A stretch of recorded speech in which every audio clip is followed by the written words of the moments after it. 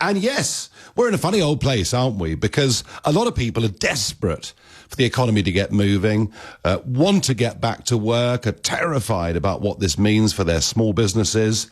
And yet we see up to 50% of people say they're really happy for lockdown to continue, provided they're on furlough and staying at home. The truth is, some people whose families have not been affected by the virus have actually rather enjoyed the last few weeks.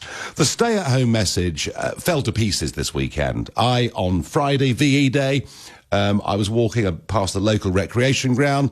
There was a game of football going on. Chiller at the side with beers in it. I've never seen so many people out cycling, walking, car parks absolutely ram full. Yesterday, we saw scenes in parks in London where, as Thomas alluded to, some police forces in the East End of London just said, look, they're just given up. It's pointless. And I did get the feeling that 6 or 7 weeks at home, people said, we've just had enough. And I guess it's a bank holiday weekend as well, and the weather was pretty lovely. So what are we going to get tonight at 7 o'clock from Boris Johnson? Well, a new slogan: stay alert, control the virus, save lives. I'm not absolutely sure what stay alert means, particularly when the enemy we're fighting is invisible. And yes, as we've discussed already, there'll be an alert system, rather like we hear terrorist alerts. So 1, where normal life can resume, and 5, where the situation is highly dangerous. And this to be judged on this mysterious R figure. You know, is the rate of transmission below 1 on 1? And provided it is, hopefully easing can continue. In terms of work, well, more people will be returning to work, and the government will be encouraging some more people to go to work, but there'll be huge debates around safe working environments. And yes, a lot of the trade unions, whose job after all is to protect their members, very, very concerned about this. In terms of schools, we expect Boris Johnson tonight to say that in early June, primary schools will begin to go back. But even that's not going to be easy, because a majority of parents say they're worried about their children going back to school. What about family reunions and meetings with friends?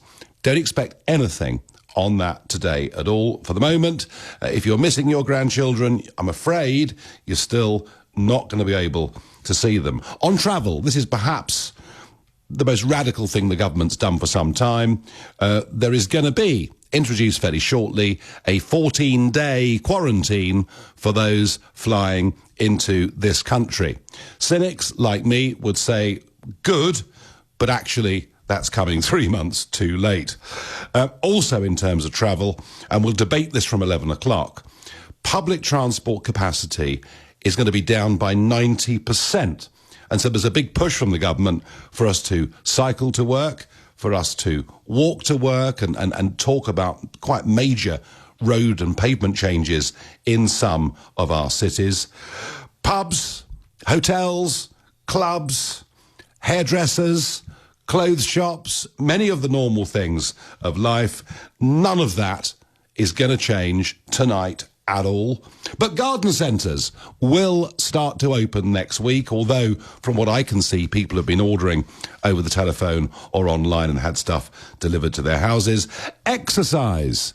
The rules on exercise will change. There will be no restriction on the amount of exercise that you can take, although I'm struck those that want to exercise a lot have been doing so anyway. Face masks are to be encouraged, and we'll see, I think, in workplaces, I think on public transport, I think even going out shopping, I think wearing face masks will become the norm, and the government will begin to support it. The truth of it is, what we're going to get tonight from Boris Johnson is that lockdown essentially remains. And I want to ask you,